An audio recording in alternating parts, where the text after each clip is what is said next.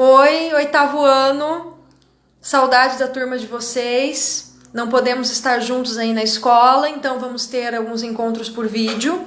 Esse é o primeiro.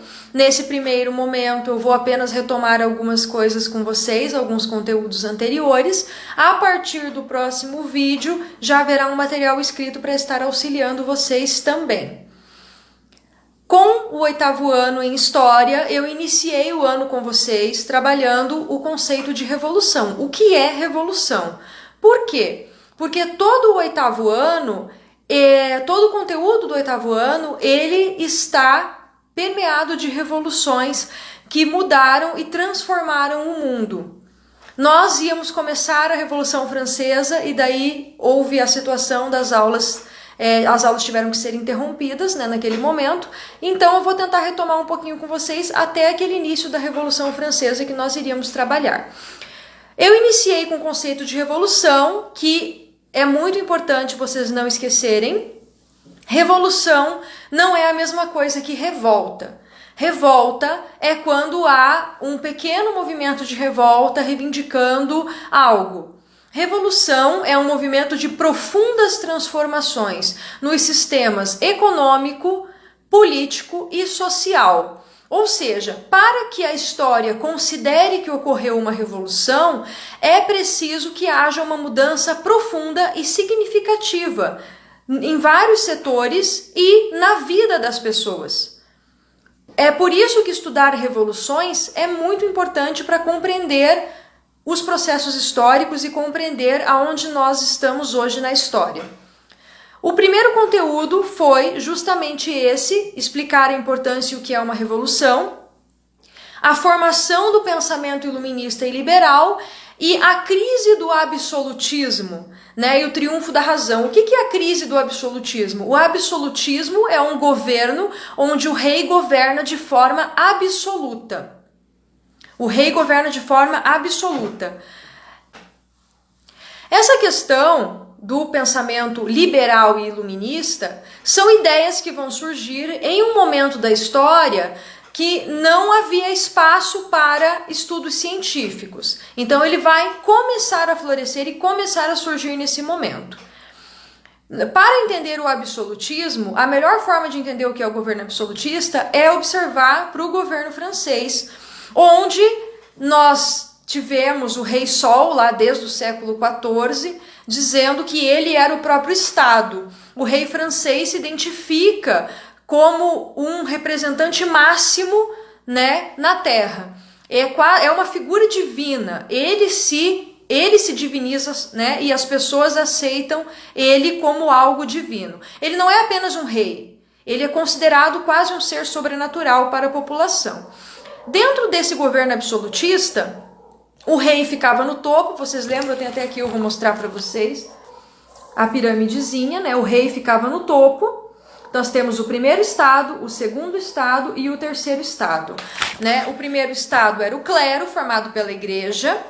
O segundo estado, os nobres. E o terceiro estado, camponeses, trabalhadores da cidade e os burgueses, né? Que é a burguesia que já estava em ascensão desde a Baixa Idade Média, que é um conteúdo anterior do sétimo ano. E dentro dessa questão nós temos uma sociedade muito dividida que vai entrar em crise no momento em que haver crise econômica, crise política e o surgimento do iluminismo. Então nós estudamos o surgimento do iluminismo, o direito natural do ser humano. O iluminismo pregava o uso da razão e não da fé para a tomada de decisões. Pregava também a separação entre o Estado e a Igreja, que é o Estado laico que nós temos hoje. Vai trazer ideias novas, como a divisão dos três poderes que nós também temos hoje, que é o legislativo, o executivo e o judiciário. Todas essas ideias vão trazer transformações profundas, mas elas não vão ocorrer de uma forma muito tranquila. Vão ocorrer várias revoluções dentro dessa questão do iluminismo. Então nós vamos trabalhar várias revoluções. A primeira que eu passei para vocês foi a Revolução Inglesa, que se iniciou no século XVII, entre 1642 e 1689, portanto é uma revolução que vai durar 47 anos. É uma revolução que vai começar a questionar o poder do rei. Lembrando que na Inglaterra o rei já não tinha aqueles plenos poderes como o rei francês tinha, e vai começar a ter esse questionamento. Lá na Inglaterra, eu iniciei a explicação para vocês com a rainha Elizabeth I, que era, né, da dinastia Tudor, que consolidou a dinastia Tudor no poder da Inglaterra. A Elizabeth, que era filha do rei Henrique VIII, ela seguia um modelo diferente do francês, ela buscava negociar com o parlamento inglês. Na Inglaterra nós temos uma monarquia constitucional, onde existe um rei, mas o rei não tem poderes absolutos, ele precisa passar pelas decisões do parlamento. Porém, Elizabeth, apesar de manter um governo equilibrado, veio a falecer em 1603 e o primo dela assume o trono, que é o Jaime Stuart. Aí eu passei para vocês que ele vai querer se impor, como ele vai querer ser um rei absoluto, o parlamento não vai aceitar, e nós vamos ter a Revolução Inglesa. A Revolução Inglesa se divide em 4 fases principais, que é a Revolução Puritana, a República do Oliver, a Restauração da Monarquia e a Revolução Gloriosa. Toda essa questão da Revolução Inglesa, ela vai levar a uma modificação profunda no sistema político inglês, que vai permear até os dias de hoje. Lembrando que vocês podem revisar esse conteúdo com mais detalhes da Revolução Inglesa no caderno de vocês, e eu gostaria que vocês fizessem isso, e também no livro. O último conteúdo que nós estávamos trabalhando, antes da situação da escola precisar interromper as atividades temporariamente, foi a Revolução Industrial, que na verdade não é só uma, né? Mas nós iniciamos estudando a Revolução Industrial.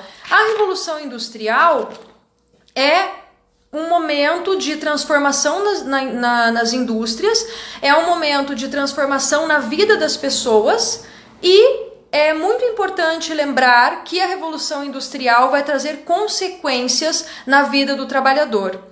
A Revolução Industrial se inicia na Inglaterra, que é pioneira desse processo, mas apesar da Inglaterra ser pioneira, na segunda Revolução Industrial nós vamos ter revolução de um modo geral no mundo todo. Essas revoluções industriais trazem consequências principalmente para a vida dos trabalhadores, onde crianças vão passar a trabalhar em fábricas e mulheres também, porém ganhando menos do que os homens. Também eu tinha passado para vocês as condições de trabalho, a questão que não havia direitos trabalhistas na época, era um momento ainda de transformação, porém para o trabalhador também foi um momento de muita exploração. Obviamente que hoje nós tivemos muitos avanços e não vivemos mais essa realidade, mas no contexto daquela época foi uma situação muito difícil para esses trabalhadores. Eu lembro também que eu passei um vídeo para vocês sobre as condições de trabalho, foi o filme Tempos Modernos, do Charles Chaplin, e eu queria deixar aqui uma dica para vocês assistirem em casa, que é muito legal esse filme. Ele é um filme de comédia, mas ele é um filme que traz uma crítica da relação da Revolução Industrial, né, com a mudança, a modificação de vida do homem dentro desse contexto. Eu também queria pedir que vocês relessem da página 36 até a página 40, se possível. As atividades vocês já fizeram, é somente a leitura para que vocês consigam retomar esse conteúdo. No próximo vídeo, nós vamos dar andamento nos conteúdos, iniciando com a Revolução Francesa. Muito obrigada, até o próximo vídeo.